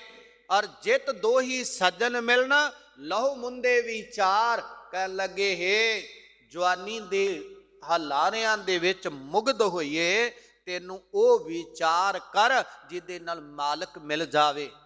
ਤਨ ਮਨ ਦੀਜੈ ਸੱਜਣਾ, ਇਹੋ ਜਿਹੇ ਸੱਜਣ ਸਤਿਗੁਰੂ ਨੂੰ ਆਪਣਾ ਤਨ ਤੇ ਮਨ ਉਹਦੇ ਸਬੁਰਦ ਕਰ ਦੇ। ਤਨ ਵੀ ਤੇਰਾ ਉਹਦੀ ਮਾਨ ਮਰਜ਼ਾਦਾ ਤੋਂ ਬਾਹਰ ਨਾ ਹੋਵੇ, ਮਨ ਦੇ ਖਿਆਲ ਵੀ ਬਾਹਰ ਨਾ ਹੋਣ। ਤਨ ਮਨ ਅਰਪੋ ਪੂਛ ਰਾਬੋ, ਸੋਈ ਨਰੰਜਨ ਪਾਵੋ। ਮਹਾਰਾਜ ਮੇਰ ਕਰਦੇ, ਤਨ ਤੇ ਮਨ ਦੀਜੈ ਅਰਪਿਤ ਕਰ ਦੇ ਸੱਜਣਾ। ਤੇ ਐਸਾ ਹਸਨ ਸਾਰ ਮਹਾਰਾਜ ਸਾਹਿਬ ਕਹਿੰਦੇ, ਔਰ ਉਹ ਇਹੋ ਜਿਹਾ ਤੇਰਾ ਹਸਨਾ ਸਾਰ ਸ੍ਰੇਸ਼ਟ ਬਣ ਜਾਵੇਗਾ। ਔਰ ਉਹਨੂੰ ਕਿਹਾ ਸੀ, ਕਹਿਣ ਲੱਗੀ ਨੋ ਰਾਣੀਏ, ਇਹ ਮਖੌਲ ਬਾਜ਼ੀਆਂ ਨਾਲ ਠੱਠਾਂ ਨਾਲ ਹੱਸਣਾ ਸ੍ਰੇਸ਼ਟ ਨਹੀਂ ਹੋ। ਜਦੋਂ ਪ੍ਰਭੂ ਪ੍ਰਸੰਨ ਹੋ ਗਿਆ, ਉਹ ਅੰਦਰ ਦੀ ਖੁਸ਼ੀ ਦਿੰਦਾ ਏ, ਉਹਦੇ ਨਾਲ ਜੁੜ। ਤਿਸ ਸੌ ਨਿਹੋ ਨਾ ਕੀਜਾਈ, ਜਿਹੜੀ ਸੰਸਾਰ ਦੀ ਵਸਤੂ ਆ ਨਾ, ਉਹਦੇ ਨਾਲ ਨਿਹੋ ਨਾ ਕਰ। ਦੁਰਜਨਾਂ ਦੇ ਨਾਲ, ਵੈਰੀਆਂ ਦੇ ਨਾਲ ਨਿਹੋ ਲਗਾਵ ਨਾ ਕਰ। ਜੇ ਦਿਸੈ ਚੱਲਣਹਾਰ, ਉਹਨਾਂ ਵਸਤੂਆਂ ਨਾਲ ਲਗਾਵ ਨਾ ਕਰ ਜਿਹੜੀਆਂ ਦਿਸਦੀਆਂ ਨੇ। ਚਲਾਈ ਮਨ ਨੇ ਕਿਸ ਨਾਲ ਕੀਚੈ ਦੋਸਤੀ, ਸਭ ਜਗ ਚੱਲਣਹਾਰ। ਸਾਰਾ ਸੰਸਾਰ ਚੱਲਣ ਵਾਲਾ, ਇਹ ਚਲਾ ਜਾਣਾ ਹੈ। ਔਰ ਇੱਥੇ ਰਾਜੇ ਰਾਏ ਰੰਕ ਨਹੀਂ ਰਹਿਣਾ, ਆਏ ਜਾਏ ਜੁਗ ਚਾਰੇ, ਇੱਥੇ ਰਹਿਣਾ ਕਿਸੇ ਨਹੀਂ। ਮਹਾਰਾਜ ਸੱਚੇ ਪਾਤਸ਼ਾਹ ਮਿਹਰ ਕਰਦੇ ਨੇ, ਕਹਿੰਦੇ ਸਾਰਾ ਕੁਝ ਚੱਲਣ ਵਾਲਾ ਹੈ। ਨਾਨਕ ਜਿਨੀ ਇਵ ਕਰ ਬੁੱਝਿਆ, ਧੰਨ ਗੁਰੂ ਨਾਨਕ ਦੇਵ ਮਹਾਰਾਜ ਕਹਿੰਦੇ ਜਿੰਨਾ ਇਸ ਤਰ੍ਹਾਂ ਬੁੱਝ ਲਿਆ, ਸਮਝ ਲਿਆ ਕਿ ਸਭ ਕੋਈ ਚੱਲਣ ਵਾਲਾ, ਉਹਦੇ ਨਾਲ ਮਿੱਤਰਾਨਾ ਲਾਈਏ, ਉਹਦੇ ਨਾਲ ਆਪਣੀਆਂ ਪ੍ਰੇਮ ਦੀਆਂ ਤੰਦਾਂ ਜੋੜੀਏ। ਜਿਨੇ ਸਦੀਵ ਕੱਲ ਰਹਿਣਾ ਹੈ, ਜਿਨੇ ਇੱਥੇ ਵੀ ਸਾਡੇ ਨਾਲ ਨਿਭਣਾ ਹੈ ਤੇ ਅੱਗੇ ਵੀ ਸਾਡੇ ਨਾਲ ਜਿੰਦ ਦੇ ਨਿਭਣਾ ਹੈ। ਮਹਾਰਾਜ ਕਹਿੰਦੇ ਆ, ਨਾਨਕ ਜਿਨੀ ਇਵ ਕਰ ਬੁੱਝਿਆ, ਜਿਨ੍ਹਾਂ ਨੇ ਇਸ ਤਰ੍ਹਾਂ ਸਮਝਿਆ, ਤਿੰਨਾਂ ਵਿਟੂ ਕੁਰਬਾਨ। ਉਹਨਾਂ ਤੋਂ ਮੈਂ ਕੁਰਬਾਨ ਜਾਵਾਂ, ਬਲਿਹਾਰ ਜਾਵਾਂ, ਜਿਨ੍ਹਾਂ ਨੇ ਇਸ ਤਰ੍ਹਾਂ ਪਰਮਾਤਮਾ ਨੂੰ ਅਰਾਧਿਆ। ਕਹਿੰਦੇ ਸਤਿਗੁਰੂ ਮਹਾਰਾਜ ਔਰ ਨਦੀ ਦੇ ਦਰਿਆ ਦੇ ਕਿਨਾਰੇ ਬੈਠੇ ਆ, ਔਰ ਉੱਥੇ ਇੱਕ ਆਦਮੀ ਤੈਰਨ ਵਾਲਾ ਆ ਗਿਆ। ਤੇ ਉਹ ਜਦੋਂ ਉਸ ਦਰਿਆ ਦੇ ਵਿੱਚੋਂ ਤੈਰ ਕੇ ਪਾਰ ਹੋਣਾ ਚਾਹਿਆ ਤੇ ਮਲਾਹ ਕੋਲ ਸੀ। ਕਹਿੰਦਾ ਸੱਜਣਾ ਦਰਿਆ ਵਿੱਚ ਡੁੱਬ ਜਾਏਗਾ। ਕਹਿੰਦਾ ਮੈਨੂੰ ਤੈਰਨਾ ਆਉਂਦਾ, ਮੈਂ ਬਹੁਤ ਜ਼ਿਆਦਾ ਤਰ ਲੈਣਾ ਹੈ। ਕਹਿਣ ਲੱਗੀ ਸੱਜਣਾ ਫਿਰ ਵੀ ਕਿਸੇ ਚੰਗੇ ਮਲਾਹ ਨੂੰ ਪੁੱਛ ਲਾ, ਉਹ ਤੇਰਾ ਮਾਰਗਦਰਸ਼ੀ ਬਣ ਕੇ ਤੈਨੂੰ ਮਾਰਗ ਦੱਸੇਗਾ, ਤਾਂ ਤਰ ਕੇ ਪਾਰ ਲੰਘੇਗਾ, ਨਹੀਂ ਤੇ ਤੇਰੇ ਵਰਗੇ ਤਾਰੂ ਪਤਾ ਨਹੀਂ ਕਿੰਨੇ ਕੁ ਡੁੱਬ ਗਏ। ਔਰ ਸੰਸਾਰ ਦੀ ਗੱਲ ਕਰਦੇ ਮਹਾਰਾਜ ਸੱਚੇ ਪਾਤਸ਼ਾਹ ਮਿਹਰ ਕਰਦੇ ਨੇ। ਕਹਿਣ ਲੱਗੇ ਸੰਸਾਰ ਅੰਦਰ ਆਇਆ ਹੈ, ਜੇ ਤੂੰ ਤਾਰੂ ਪਾਨ ਤਾਹੂ ਪੁੱਛ ਤੜਨ ਕੱਲ। ਕਹਿਣ ਲੱਗੇ ਜੇ ਤੂੰ ਤਰਨਾ ਜਾਣਦਾ ਪਾਨ ਪਾਣੀ ਦੇ ਵਿੱਚ, ਤਾਂ ਵੀ ਕਿਸੇ ਤੋਂ ਪੁੱਛ ਕੇ ਇਹਦੇ ਅੰਦਰ ਤਰਨਾ ਜਿਹੜਾ ਆ ਚੱਲਣਾ ਕਰ, ਨਹੀਂ ਤੇ ਵਿੱਚੇ ਡੁੱਬ ਜਾਵੇਂਗਾ। ਸੱਜਣਾ ਤੂੰ ਪੁੰਨ ਦਾਨ ਬੜੇ ਭਲੇ ਕਰਮ ਕਰਦਾ ਪਿਆ ਹੈ। ਕਹਿਣਾ ਮੈਂ ਤਰ ਜਾਵਾਂਗਾ ਜਿੰਨਾ ਚਿਰ ਸ੍ਰੇਸ਼ਟ ਸਿੱਖਿਆ ਨਹੀਂ ਨਾ ਲਈ ਔਰ ਗੁਰੂ ਤੋਂ ਔਰ ਧਾਰਨੀ ਨਹੀਂ ਹੋਇਆ। ਕਹਿੰਦੇ ਸੱਜਣਾ ਪਤਾ ਨਹੀਂ ਉਹ ਕਿੱਥੇ ਹੰਬ ਜਾਵੇ, ਨਈਆ ਪਾਰ ਨਹੀਂ ਲੱਗਣੀ। ਇਹ ਤੈਨੂੰ ਗੁਰੂ ਉਸਤਾਦ ਔਰ ਰਹਿਬਰ ਦੱਸੇਗਾ ਕਿ ਇਹਦੇ ਤੋਂ ਪਾਰ ਕਿਵੇਂ ਹੋਣਾ ਹੈ। ਤਾਹੂ ਖਰੇ ਸੁਜਾਨ, ਕਹਿੰਦੇ ਉਹ ਖਰੇ ਚੰਗੇ ਜਿਹੜੇ ਨੇ ਸੁਜਾਨ ਸਿਆਣੇ ਨੇ। ਵੰਜਾ ਇੰਨੀ ਕਪਰੀ, ਔਰ ਜਿਹੜੇ ਇਹਨਾਂ ਵੰਜਾਇਨ ਇੰਨੀ ਕਪਰੀ, ਇਸ ਕੱਪਰ ਮਹਿਣਾ ਹੁੰਦਾ ਹੈ ਲਹਿਰਾਂ, ਔਰ ਲਹਿਰਾਂ ਦੇ ਵਿੱਚ ਪਤਾ ਨਹੀਂ ਕਿੰਨੇ ਕੁ ਖੱਪ ਗਏ, ਮੁੱਕ ਗਏ। ਸਜਣਾ ਵੰਝਾਂ ਇੰਨੀ ਕਪਰੀ, ਇਹ ਕੱਪਰ ਜਿਹੜੀਆਂ ਲਹਿਰਾਂ ਨੇ ਇਹਨਾਂ ਨੇ ਵੰਝਾ ਦੇਣਾ ਈ, ਤੈਨੂੰ ਖਰਾਬ ਕਰ ਦੇਣਾ ਈ, ਡੋਬ ਦੇਣਾ ਈ। ਜਿਹੜੀਆਂ ਸੰਸਾਰ ਦੇ ਅੰਦਰ ਲਹਿਰਾਂ ਉਪਜਦੀਆਂ ਪਈਆਂ ਇਹਨਾਂ ਤੋਂ ਬਚਣ ਦੇ ਲਈ ਮੁਰਸ਼ਦ ਕਾਬਲ ਭਾਲ ਹੈ। ਜਦੋਂ ਮੁਰਸ਼ਦ ਤੇਰਾ ਹੋਵੇਗਾ, ਗੁਰੂ ਨਾਲ ਜੁੜ ਜਾਏਗਾ, ਇਹ ਲਹਿਰਾਂ ਤੈਨੂੰ ਡੋਬ ਨਹੀਂ ਸਕਣਗੀਆਂ। ਮਹਾਰਾਜ ਕਹਿੰਦੇ ਆ ਕਿ ਫਿਰ ਬੇੜੇ ਨੂੰ ਕੱਪਰ ਕਿਆ ਕਰੇ, ਜੇ ਪਾਤਨ ਰਹੇ ਸੁਚੇਤ। ਬੇੜਾ ਚੱਲਦਾ ਤੇ ਕੱਪਰ ਉਹਨੂੰ ਲਹਿਰਾਂ ਡੋਬ ਨਹੀਂ ਸਕਦੀਆਂ, ਜੇ ਜਿਹੜਾ ਪਤਨ ਤੇ ਜਾਣ ਵਾਲਾ ਸੁਚੇਤ ਸਾਵਧਾਨ ਹੋ ਜਾਵੇ। ਕਹਿੰਦੇ ਝੜ ਝੱਖੜ ਔਹਾੜ, ਲਹਿਰੀ ਵਹਿਨ ਲਖੇਸੁਰੀ। ਕਹਿੰਦੇ ਝੜ ਬੱਦਲਵਾਈ, ਝੱਖੜ ਬਹੁਤ ਹਨੇਰੀ ਆਂधी ਆ ਜਾਣੀ, ਔਹਾੜ ਔਰ ਬਹੁਤ ਉਹਦੇ ਵਿੱਚੋਂ ਜਿਹੜਾ ਹੜ ਆ ਜਾਣਾ, ਮੀਂਹ ਦੇ ਪਾਣੀ ਦਾ। ਆਪਾਂ ਕਹਿੰਦੇ ਹੜ ਆ ਗਏ, ਪਾਣੀ ਬਹੁਤ ਚੜ ਕੇ ਆ ਜਾਣਾ, ਤੇ ਉਹਦੇ ਵਿੱਚ ਲਹਿਰਾਂ ਵਗਣੀਆਂ, ਵਹਿਣ ਵਹਿੰਦਾ ਪਿਆ। ਤੇ ਲਖੇ ਸਰੀ ਔਰ ਲਖੇ ਸਰੀ, ਕਹਿੰਦੇ ਸਰੀ ਨਦੀ ਦੇ ਵਿੱਚ ਲੱਖਾਂ ਹੀ ਵਹਿ ਗਏ। ਉਸ ਵਹਿਣ ਦੇ ਅੰਦਰ ਤੂੰ ਉਹਦੇ ਚੋਂ ਬਚਣਾ ਚਾਹੁੰਦਾ ਹੈ, ਮਾਲਕ ਨੂੰ ਵਹਿਣ ਦੇ ਵਿੱਚੋਂ ਕਹਿ ਮੇਰੀ ਬਾਂਹ ਪਕੜ, ਅਸੀਂ ਡੁੱਬਦੇ ਹਾਂ ਤੇ ਸਾਨੂੰ ਇਹਦੇ ਵਿੱਚੋਂ ਕੱਢ ਮੇਰੇ ਸਤਿਗੁਰੂ। ਸਤਿਗੁਰ ਸਿਓ ਆਲਾਏ ਮੈਂ ਨਾ ਆਵਾਜ਼ ਮਾਰਨੀ, ਸਤਿਗੁਰੂ ਨੂੰ ਆਲਾ ਆਵਾਜ਼ ਮਾਰ ਕਿ ਵੈਗੁਰੂ ਮੇਰੇ ਤੇ ਕਿਰਪਾ ਕਰ। ਜਿਹੜਾ ਗੁਰੂ ਨੂੰ ਆਵਾਜ਼ ਮਾਰਦਾ ਈ, ਜਿਹਦੀ ਬਾਂਹ ਮੇਰਾ ਗੁਰੂ ਪਕੜ ਲੈਂਦਾ ਹੈ, ਬੇੜੇ ਡੁੱਬਣ ਨਾਹੇ ਭਾਓ। ਜਿਨ੍ਹਾਂ ਦੀ ਬਾਂਹ ਗੁਰੂ ਪਕੜ ਲੈਂਦਾ ਹੈ, ਮਹਾਰਾਜ ਕਹਿੰਦੇ ਸਜਣਾ ਉਹਨਾਂ ਨੂੰ ਉਹਨਾਂ ਦਾ ਬੇੜਾ ਡੁੱਬਣ ਦਾ ਡਰ ਨਹੀਂ ਰਹਿ ਜਾਂਦਾ। ਉਹਨਾਂ ਨੂੰ ਪਤਾ ਹੁਣ ਬੇੜਾ ਗੁਰੂ ਨੇ ਬੰਨੇ ਲਾਉਣਾ ਹੈ, ਮੇਰਾ ਮਲਾਹ ਗੁਰੂ ਆ, ਤੇ ਜਿੱਥੇ ਗੁਰੂ ਆ ਜਾਵੇ ਉੱਥੇ ਬੇੜਾ ਡੁੱਬਣ ਨਹੀਂ ਦਿੰਦਾ, ਚਾਹੇ ਉਹ ਅੰਦਰ ਦਾ ਹੋਵੇ ਚਾਹੇ ਬਾਹਰ ਦਾ। ਮੱਖਣ ਸ਼ਾਹ ਲਬਾਣੇ ਦਾ ਬੇੜਾ ਬਾਹਰ ਦਾ ਵੀ ਡੁੱਬਦਾ ਸੀ, ਗੁਰੂ ਨੇ ਬਾਹਰ ਦਾ ਬੇੜਾ ਵੀ ਸੂਰਤ ਦੀ ਬੰਦਰਗਾਹ ਤੇ ਪਾਰ ਲਾਇਆ। ਤੇ ਜਦੋਂ ਆਇਆ ਮੱਖਣ ਸ਼ਾਹ ਚੱਲ ਕੇ ਬਕਾਲੇ ਦੀ ਧਰਤੀ ਤੇ, ਉੱਥੇ ਅਨੇਕਾਂ ਗੁਰੂ ਬਣੇ ਬੈਠੇ ਸਨ। ਸੱਚੇ ਦਾ ਪਤਾ ਕੋਈ ਨਾ ਲੱਗੇ, ਤੇ ਉਦੋਂ ਵੀ ਅਰਦਾਸ ਕੀਤੀ, ਦਾਤਾ ਜਿੱਥੇ ਬਾਹਰ ਦੇ ਬੇੜੇ ਬੰਨੇ ਲਾਉਣਾ ਹੈ, ਅੱਜ ਇਹ ਬਹੁਤੇ ਗੁਰੂਆਂ ਦੀ ਭਰਮਾਰ ਕਰਕੇ ਮਨ ਦਾ ਬੇੜਾ ਜਿਹੜਾ ਨੇ ਮੰਝ ਧਾਰ ਵਿੱਚ ਆ ਕੇ ਡਗਮਗਾਉਣ ਲੱਗ ਪਿਆ ਈ। ਕਿਰਪਾ ਕਰ ਦਾਤਿਆ, ਹੁਣ ਅੰਦਰ ਦਾ ਬੇੜਾ ਵੀ ਬੰਨੇ ਲਾ। ਗੁਰੂ ਨੇ ਅੰਦਰ ਦਾ ਬੇੜਾ ਵੀ ਬੰਨੇ ਲਾਇਆ। ਉਹਦੇ ਅੱਗੇ ਜੋਦੜੀ ਕਰ ਦੀਨ ਦਿਆਲ ਭਰੋਸੇ ਤੇਰਾ, ਸਭ ਪਰਿਵਾਰ ਚੜਾਇਆ ਬੇੜਾ। ਔਰ ਕਿਹੜਾ ਬੇੜਾ ਹੈ ਉਹਨੂੰ ਬਣਾ, ਜਿਹਨੂੰ ਮਹਾਰਾਜ ਕਹਿੰਦੇ ਜਪ ਤਪ ਕਾ ਬੰਦ ਬੇੜੁਲਾ, ਜਿਤ ਨੰਗੇ ਵਹੇਲਾ, ਨਾ ਸਰਵਰ ਨਾ ਉਛਲੈ, ਐਸਾ ਪੰਥ ਸੁਹੇਲਾ, ਤੇਰਾ ਏਕੋ ਨਾਮ ਮਜੀਠੜਾ, ਰਤਾ ਮੇਰਾ ਚੋਲਾ, ਸਾਧ ਰੰਗ ਢੋਲਾ, ਸਾਜਨ ਚੱਲੇ ਪਿਆਰਿਆ, ਕਿਉਂ ਮੇਲਾ ਹੋਈ, ਜੇ ਗੁਣ ਹੋਵੈ ਗੰਠੜੀਐ, ਮਿਲੇਗਾ ਸੋਈ, ਮਿਲਿਆ ਹੋਏ ਨਾ ਵਿਛੜੈ, ਜੇ ਮਿਲਿਆ ਹੋਈ, ਜੇ ਮਿਲ ਗਏ ਉਹ ਜਪ ਤੇ ਤਪ ਦਾ ਬੇੜਾ ਬੁਣਾ। ਔਰ ਬੇੜਾ ਬੁਣਾ ਜਿਹੜਾ ਬਣਾਇਆ ਨਹੀਂ, ਜਿਹਨੂੰ ਮਹਾਰਾਜ ਕਬੀਰ ਸਾਹਿਬ ਕਹਿੰਦੇ ਬੇੜਾ ਬੰਦ ਨਾ ਸਕਿਓ ਬੰਧਨ ਕੀ ਬੇਲਾ, ਭਰ ਸਰਵਰ ਜਬ ਉਛਲੇ ਤਬ ਤਰਨ ਦੁਹੀਲਾ, ਹੱਥ ਨਾ ਲਾਈ ਕੁਸੰਬੜੇ ਜਲ ਜਾਸੀ ਢੋਲਾ। ਕਹਿਣ ਲੱਗੇ ਸਜਣਾ ਤੂੰ ਬੇੜਾ ਬਣਾਇਆ ਹੀ ਨਹੀਂ, ਸਾਰੀ ਉਮਰ ਲੰਘ ਗਈ, ਆਪਣੇ ਤਰਨ ਵਾਸਤੇ ਨਹੀਂ ਉਹ ਕੁਝ ਕੀਤਾ ਤੇ ਦੂਜਿਆਂ ਲਈ ਕੀ ਖਾਕ ਕਰੇਗਾ। ਪਹਿਲਾਂ ਆਪਣੇ ਤਰਨ ਦਾ ਪ੍ਰਬੰਧ ਕਰ, ਆਪਣੇ ਆਪ ਲਈ ਜਪ ਤਪ ਕਰ, ਫਿਰ ਗੁਰੂ ਬੇੜਾ ਡੁੱਬਣ ਨਹੀਂ ਦਿੰਦਾ। ਜਿਹਦੀ ਬਾਂਹ ਗੁਰੂ ਫੜ ਲਏ ਔਰ ਉਹਨੂੰ ਭਾਉ ਡਰ ਨਹੀਂ ਰਹਿੰਦਾ ਕਿ ਮੇਰੇ ਜੀਵਨ ਡੁੱਬ ਜਾਏਗਾ। ਜੇ ਗੁਰੂ ਬਾਂਹ ਉਹਦੀ ਪਕੜਦਾ ਜੇ ਜਿਹੜਾ ਗੁਰੂ ਗੁਰੂ ਜਪਦਾ, ਗੁਰੂ ਗੁਰੂ ਆਰਾਧਦਾ। ਇਹ ਸੱਚੀ ਸਰਕਾਰ ਨੇ ਸਾਡੇ ਤੇ ਕਿਰਪਾ ਕੀਤੀ, 12 ਤੇ ਵਧੇਕ ਸ਼ਲੋਕਾਂ ਦੀ ਅੱਜ ਆਰੰਭਤਾ ਹੋਈ ਆ। ਔਰ ਇਹਦੇ ਅੰਦਰ ਆਪਾਂ 4 ਪਦਾਂ ਦੀ ਵਿਚਾਰ ਕੀਤੀ ਆ। ਜੇ ਮੈਂ ਭੁੱਲਦਾ ਨਾ ਹੋਵਾਂ, ਸਾਰੇ ਸ਼ਬਦ 12 ਤੇ ਵਧੇਕ ਦੇ 152 ਕੁ ਸ਼ਬਦ ਨੇ ਤਕਰੀਬਨ ਮੈਂ ਸ਼ਬਦ ਤਾਂ ਵਰਤਿਆ, ਕਈ ਵਾਰ ਦਿਮਾਗੋਂ ਗੱਲ ਇੱਧਰ ਉੱਧਰ ਨਿਕਲ ਜਾਂਦੀ ਆ, ਕੋਈ ਇੱਧਰ ਉੱਧਰ ਵੀ ਹੋ ਸਕਦਾ। 152 ਕੁ ਸ਼ਬਦ ਨੇ ਇਹ 12 ਤੇ ਵਧੇਕ ਦੇ, ਜਿਵੇਂ ਸਤਿਗੁਰੂ ਕਿਰਪਾ ਕਰਕੇ ਬੁਲਾਉਂਦੇ ਨੇ, ਜਿੰਨੀ ਕੁ ਸੂਝ-ਬੂਝ ਬਖਸ਼ਦੇ ਨੇ, ਉਹਦੇ ਮੁਤਲਕ ਪੜ੍ਹ ਪੜਾ ਕੇ ਗੁਰੂ ਦੀ ਹਜ਼ੂਰੀ ਅੰਦਰ, ਗੁਰੂ ਕੇ ਸਥਾਨ ਤੇ ਆਪ ਗੁਰੂ ਕੀ ਸੰਗਤ ਨੂੰ, ਗੁਰੂ ਕੀ ਗੱਲ, ਗੁਰੂ ਕੀ ਵਿਚਾਰ ਤੁਸ਼ ਬੁੱਧੀ ਦੇ ਨਾਲ ਔਰ ਸੰਖੇਪ ਰੂਪ ਅੰਦਰ, ਸਿੱਧੇ ਸਾਦੇ ਜੇ ਰੂਪ ਅੰਦਰ ਔਰ ਪੜ੍ਹ ਕੇ ਸੁਣਾਉਣ ਦਾ ਯਤਨ ਕਰਾਂਗੇ।